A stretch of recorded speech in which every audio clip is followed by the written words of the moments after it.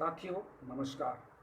मैं डॉक्टर अनिल श्रीवास्तव अपने वादे के अनुरूप आज से इलेक्ट्रोहोम्योपैथी का ऑनलाइन क्लास आप सबके लिए प्रतिदिन 30 मिनट का आरंभ कर रहा हूँ।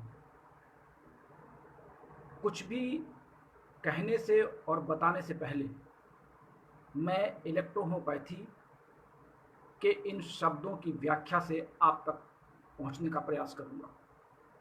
इलेक्ट्रोहोम्योपैथी दो शब्दों से मिलकर बनी है, इलेक्ट्रो और होम्यो शब्द। इलेक्ट्रो शब्द शरीर की कोशिकाओं में इलेक्ट्रॉनिक गतियों के आधार को बनाते हुए इलेक्ट्रॉन के मूवमेंट के आधार पर इलेक्ट्रो शब्द लिया गया।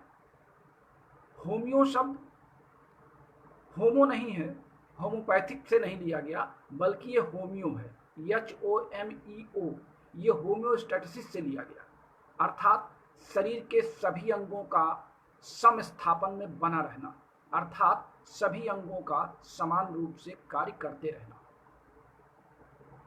बहनों और भाइयों, मेरे चिकित्सक साथियों, यदि आप विज्ञान के विद्यार्थी हैं तो निश्चित रूप से आपको ये बात समझना होगा कि 384 से BC में एरिस्टोटल और पैरासेल्सस ने अपने सेल बायोलॉजी में स्पष्ट किया था, जो मैं आपको कोटेशन पढ़ दे रहा हूं।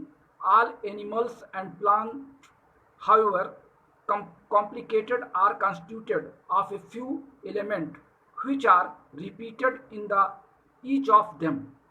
They were referencing in the microscopic structure of an organism such as root, leaves and flower, common to different plant or segments and organs that are repeated in the animal kingdom.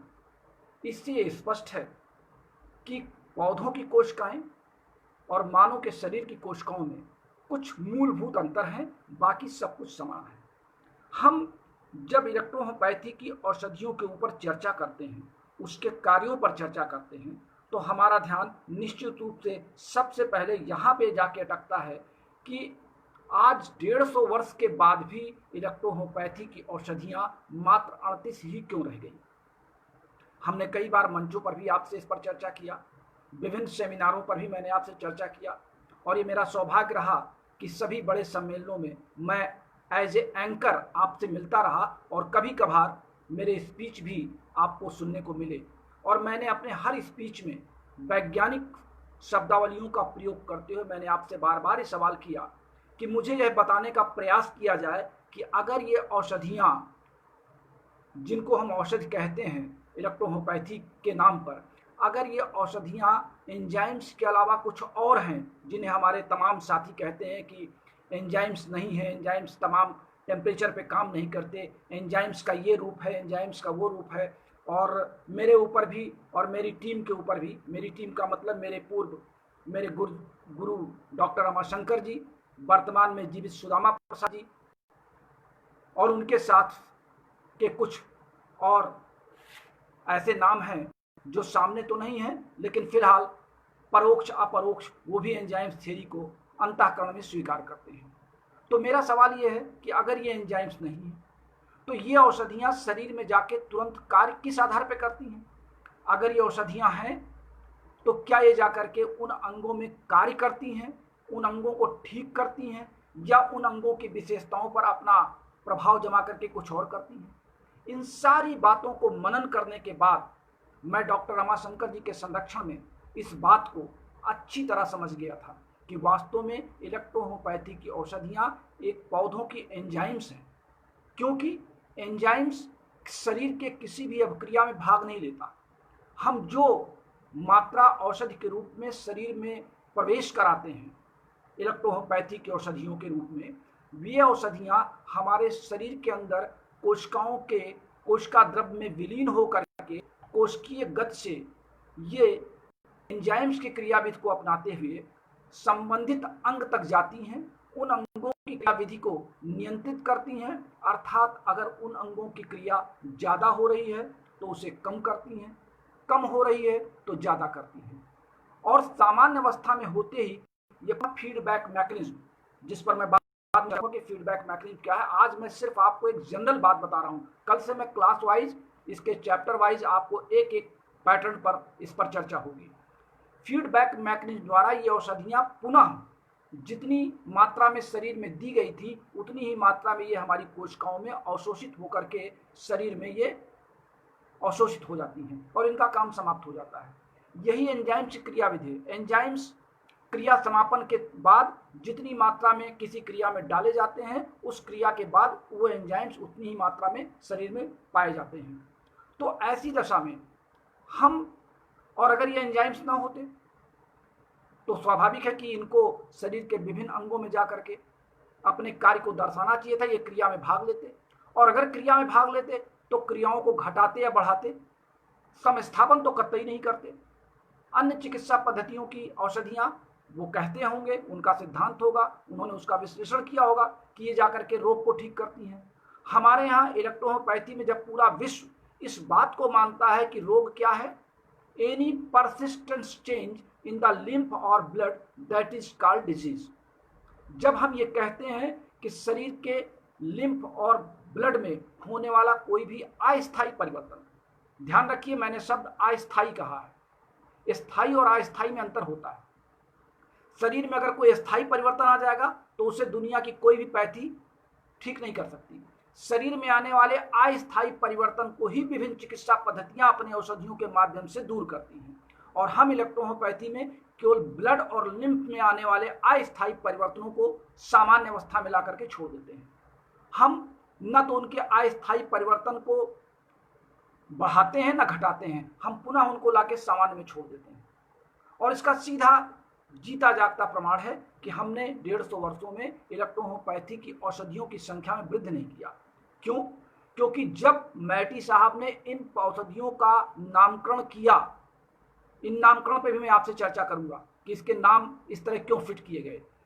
इनमें जो औषधियों के part लिखे गए हैं विभिन्न लेखकों के द्वारा, किसी एक औषधि में अगर उन्होंने 15 पौधे मिलाए हैं और बगल में लिखा है 20 part, 10 part, 15 part, 25 part, 30 part, अगर आप उन पार्ट को जोड़ लें तो 100 से अधिक हो जाते हैं। ये भी एक पहेली है इलेक्ट्रोहोम्योपैथी के महान किताबों को लिखने वाले लेखकों के लिए, उनके अनुयायियों के लिए।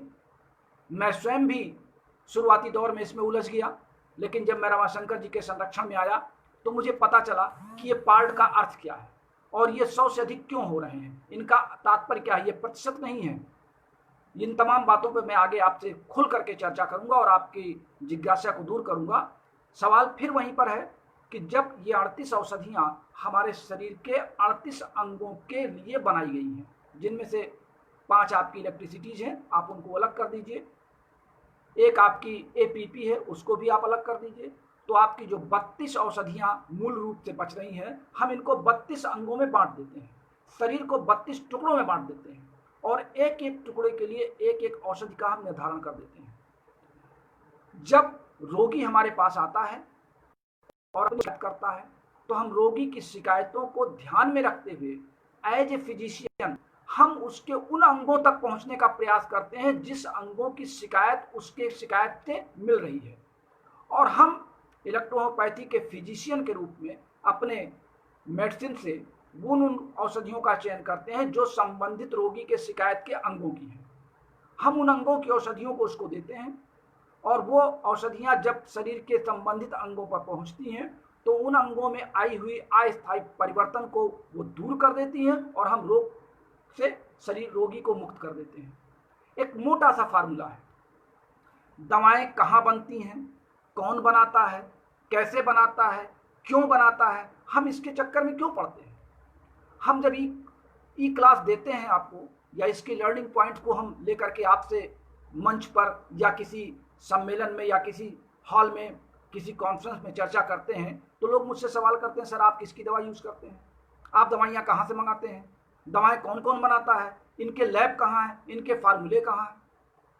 हमें बताइए, एलोपैथी, आयुर्वेद, होम्योपैथी, यूनानी के किसी डॉक्टर ने कभी क्या ये सवाल किया है कि उसकी दवाइयाँ किस लैब में बनती हैं, कौन बनाता है, कैसे बनाता है? क्या वो देखने जाने की आवश्यकता समझते हैं? उन्हें सिर्फ ये पता है कि हमारी ये दवा इस रोग के लिए है और रोगी को देते हैं, उसका प्रयोग करते हैं, रोगी ठीक होता है, उनको दवा अच्छी लगती है। वही काम हमें भी करना चाहिए, आपको भी करना चाहिए। दवाएं लोग बना रहे हैं, वो उनका बिजनेस है, उन्होंने उसको बिजनेस के रूप में अपनाया है। वो वैज्ञानिक हैं कि नहीं है, उनके पास साइंटिस्ट हैं कि नहीं है, ये उनका अपना विषय है। ये विषय हम आप लेकर के अपना सरदर्द क्यों करते हैं? ये सरकार का विषय है कि वो दवाइयाँ बनाने वाली कंपनियों तक पहुँचें, उनकी गतिविधियों का निरीक्षण करें, उनको सर्टिफिकेट प्रदान करें, उनको आगे प्रमोट करें। हमारा आपका सिर्फ इतना कहना है कि हम जिस कंपनी की दवा पर हमारा विश्वास एक बार जम गया है, हम उन्हीं दवाओं का उपयोग अपने सम्मुख आने वाले रोगी के लिए करते रहें। मैं तो बहुत सीमित समय के लिए अपने रोगियों के पास बैठ पाता हूं, चूंकि आप सब जानते हैं, हालांकि इस पर लोग कमेंट भी करते हैं कि मैं एक प्रिंसिपल होकर के इलेक्ट्रोहोम्योपैथी के बारे में लेक्चर देता हूं। मैं यहां आपसे ये भी सवाल करना चाहता हूं कि क्या मेरा प्रिंसिपल होना या किसी कॉलेज का संचालन करना इलेक्ट्रोहोम्योपैथी की प्रैक्टिस में बाधा है क्या? एक जिला अधिकारी जो अपनी कुर्सी पर बैठता है, वो जिले के सारे विभागों का अधिकारी होता है, वो अपना सारा दिमाग हर विभागों के अधिकारियों के लिए लगाता है, पूरा प्रशासन देखता है, अनेक जगहों पर उसका आना जाना निर्देश देना होता है। तो क्या मैं एक प्रिंसिपल होकर के शिक्षक के रूप में अपने बच्चों का क्लास देखना, अपने स्कूल का अनुशासन देखना और उसके साथ साथ एक चिकित्सक के रूप में सुबह शाम जब भी मैं मौका पाता हूं तो अपने रोगियों को देखना क्या मेरा गुनाह है? हमारे साथी तमाम लोग, हमारे सीनियर भी कहते हैं कि आप अपना एक अलग ग्रुप बना लीजिए जिसमें टीचर्स का काम अलग हो, डॉक्टर का काम अलग हो। मेरी समझ से ये गलत है। उत्तर प्रदेश सरकार ने जब मुझे सम्मानित किया तो मेरे 172 पन्नों की फाइल में आपको जान के ताज्जुब होगा कि मैंने उसमें लगभग 100 पृष्ठ इलेक्ट्रोहोम्योपैथी संबंधित लगाए थे और 11 अधिकारी जो मेरा इंटरव्यू ले रहे थे सचिवालय उत्तर प्रदेश में, लखनऊ में, उन लोगों ने मेरे उन लिटरेचर को पढ़ा है। ये इलेक्ट्रोहोम्योपैथी के मेरे आर्टिकल, मेरे नोट्स उस पर लगे हुए हैं, जहां मैंने इलेक्ट्रोहोम्योपैथी को सरकार तक पहुंचा रखा है और यह सरकार के द्वारा प्रूव्ड हो गया कि मैं एक अच्छा चिकित्सक भी हूं। और मेरी जो लेख थे उसमें उसको पढ़ करके उन लोगों ने उसकी तारीफ भी किया, क्योंकि वो वैज्ञानिक शब्दावलियों के तरीके से मैंने उसमें सबमिट किया था। मैंने जिन सेमिनारों में बोला था, मुझे जितने पुरस्कार मिले थे इलेक्ट्रोहोम्योपैथी से संबंधित, वो सारे फोटोग्राफ्स उस फाइल में लगे थे। मेरे प्रधानाचार्य होने के कार्यों का अवलोकन करने के साथ साथ मेरी अन्य सामाजिक गतिविधियों का भी अवलोकन किया था सरकार ने। उसके बाद मुझे पुरस्कार के लिए चुना। पुरस्कार मिलना ये मेरी कार्यशैली, मेरी योग्यता पर आधारित था। ये मेरी आलोचना का क्रम नहीं बनता कि आप लोग मुझे ये कहें कि मुझे पुरस्कार मिल गया, मेरा सोर्स रहा होगा या मैंने अधिकारियों को अपने आप में मिलाया होगा। मेरे तमाम साथी ऐसा विश्लेषण करते भी हैं, तमाम सुनने को आता भी है। वो मुद्दा नहीं है। सवाल ये है कि चिकित्सक होने के साथ साथ मैं अपने प्रधानाचार्यों के दायित्व का भी निर्वहन करता हूं। वो मेरा एक अतिरिक्त गुण है, न कि मेरा दोष है। अब पुनः मैं आपको अपने चैप्टर पे आता हूं। इलेक्ट्रोहोम्योपैथी की औषधियों को जब हम एंजाइम्स के रूप में स्वीकार करेंगे तो हम एंजाइम्स की क्रियाविधि को समझते हुए और शरीर की गतिविधियों को, उसकी शरीर के क्रिया विज्ञान को समझते हुए हम आपको इलेक्ट्रोहोम्योपैथी के असली पड़ाव तक ले जाएंगे। जब शरीर की कोशिका आप समझ लेंगे, कोशिका के साथ उसके ऊतक समझ लेंगे, ऊतक के साथ बनने वाले अंग समझ लेंगे, अंगों की कार्य विधियां जान लेंगे, तो उसके साथ आपको औषधियों को कार्य रूप में समझने में विलंब नहीं होगा। साथियों, मैं समझता हूं कि इलेक्ट्रोहोम्योपैथी के लिए आज के दिन में जो मैं आपसे बात कर रहा हूं, ये बातें आपको चिंतन करनी होंगी, मनन करनी होंगी। हो सकता है कि इसके बाद अनेक विद्वान लगातार इस पर तमाम कमेंट करें, मुझसे सवाल जवाब करें, लेकिन मैं आपको आश्वस्त कर दूं कि मैं पूरे लेक्चर्स के दिन अभी मैं आपके किसी सवालों का जवाब नहीं दूंगा। सिर्फ मैं अपनी बात आपको कहूंगा। आपको अच्छा लगे तो आप मेरा ऑनलाइन देखिए, आपको अच्छा न लगे तो आप उसको बंद कर लीजिए अपने फ़ोन से, आप आगे बढ़िए। जिन साथियों को अच्छा लगेगा, मेरी बात अच्छी लगेगी, वो उसको सुनेंगे। ये मेरा अहंकार नहीं है। आपको याद होगा कि आज रामायण सीरियल में रावण ने भगवान शंकर से कहा कि मुझे जो उपलब्धियां आप लोगों के द्वारा मिली हैं वो मेरी योग्यता, मेरी कार्यशैली, मेरी कर्मठता पर मिली है और मुझे उस योग्यता का, उस कार्यशैली का, उस कर्मठता का अहंकार होना ही चाहिए। इसलिए कि अगर मुझे उनको अहंकार नहीं होगा तो मुझे वो याद नहीं आएगा कि मैंने क्या क्या किया है और मुझे आगे और क्या करना है। इसका मतलब ये नहीं है कि मैं अपने आप को बहुत बड़ा ज्ञाता पेश कर रहा हूँ। इसका सीधा सा तात्पर्य है कि मैंने अपने गुरु रमाशंकर जी से, सुदामा प्रसाद जी के साथ मिलकर बैठ करके जो 8 साल की तपस्या की है और पिछले 35 वर्षों से मैंने इलेक्ट्रोहोम्योपैथी में अपना योगदान दिया है, और आज भी मैं शिक्षा सेवा कार्य करते हुए सुबह और शाम 4 घंटे सुबह और 4 घंटे शाम जो मैं अपना रोगियों को समय दे रहा हूँ, ये मेरी इलेक्ट्रोहोम्योपैथी के प्रति श्रद्धा है। ये मेरी एक अतिरिक्त व्यवस्था है जो मैं आपको बताना चाहता हूँ कि मैं इलेक्ट्रोहोम्योपैथी के क्षेत्र में भी उतना ही समय देता हूँ जितना कि एज ए प्रिंसिपल मैं अपने स्कूल में देता हूँ। साथियों, मैं आज आपसे सिर्फ इतना ही कहूँगा कि इलेक्ट्रोहोम्योपैथी की औषधियों को आप मनन करें, चिंतन करें और विचार करें कि क्या ये 32 अंगों की औषधियाँ अगर हमारे 32 अंगों के समस्थापन को निर्धारित करती हैं, उनको बनाती हैं और हम रोगी को स्वस्थ कर ले जाते हैं, तो क्या इससे भी अच्छी कोई चिकित्सा पद्धति हो सकती है? मैं समझता हूँ शायद नहीं। कल मैंने अखबार में पढ़ा कि सर्वोच्च न्यायालय ने वैकल्पिक चिकित्सा पद्धतियों को कोरोना वायरस के संक्रमण में रिसर्च करने की याचिका को खारिज कर दिया। ये दुर्भाग्य है देश का। हो सकता है माननीय सर्वोच्च न्यायालय ने अपने दृष्टिकोण से इसको सही माना हो, लेकिन एक चिकित्सक होने के नाते, एक वैकल्पिक चिकित्सा पद्धति के सहयोगी होने के नाते मैं सरकार से पुनः अनुरोध करना चाहूँगा कि हर चिकित्सा पद्धतियों को मौका दिया जाए, शोध करने का, उस पर कार्य करने का, हमें रोगी प्रदान किए जाएं, हमारी सेवाएं ली जाएं, और फिर हम देखें। चूंकि प्रयोग पूरा दुनिया कर रहा है, अभी तक कोरोना वायरस का कोई एंटीडोज तैयार नहीं हुआ, सब प्रयोग ही कर रहे हैं, तो हम प्रयोग करने में क्यों पीछे रहें और हमारे प्रयोग करने में बाधा क्या है? हम भी अपना प्रयोग कर सकते हैं। हमारे यहाँ सैनिटाइजर के लिए हमने F1, Ben1, REO-S1 ये 4 औषधियाँ 25-25 बूंद 1 पाउंड RS में डाल करके उसको मिक्सचर हिला करके मैंने घर में रख दिया है, और अपने सभी बच्चों से, अपनी पत्नी से, यहाँ तक कि अगर कोई मेरा मित्र मुझसे सलाह मांग रहा है तो मैं उसको भी यही बता रहा हूँ, और मैं उससे हाथ अपना सैनिटाइज कर रहा हूँ, शरीर में एक बार लगा दे रहा हूँ। मुझे ये लगता है कि इलेक्ट्रोहोम्योपैथी की ये औषधियाँ हमारे लिए बहुत अच्छी सैनिटाइजर हैं, और उससे हम अपने पूरे परिवार को स्वस्थ रखे हैं।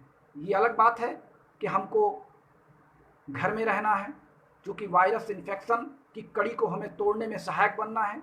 ठीक उस प्रकार आप एक राउंड से 50 ईंटें रख दीजिए, एक वृत्ताकार बना के उनको खड़ा कर दीजिए और एक ईंटे को धीरे से गिरा दीजिए, सारे ईंटें अपने आप गिरते हुए चले जाएंगे।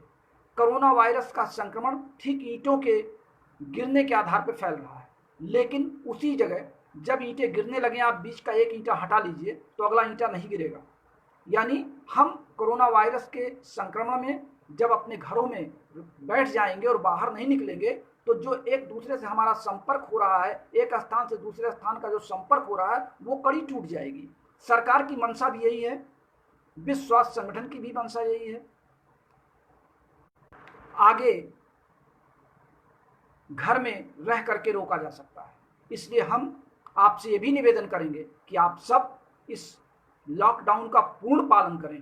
लॉकडाउन के दूसरे फेज में मैंने आज इलेक्ट्रोहोम्योपैथी में आपको एक आरंभ पाठ श्री गणेश किया है, सिर्फ इस उद्देश्य से कि आपका इलेक्ट्रोहोम्योपैथी में एक मन लगे, रुचि बनी रहे। कल मैं इसके मुख्य विषय पर आऊँगा, इन दवाओं के गतिविधियों के आगे चर्चा करूँगा। आज बस इतना ही, कल आपसे फिर मिलेंगे। सबका बहुत बहुत धन्यवाद। नमस्कार।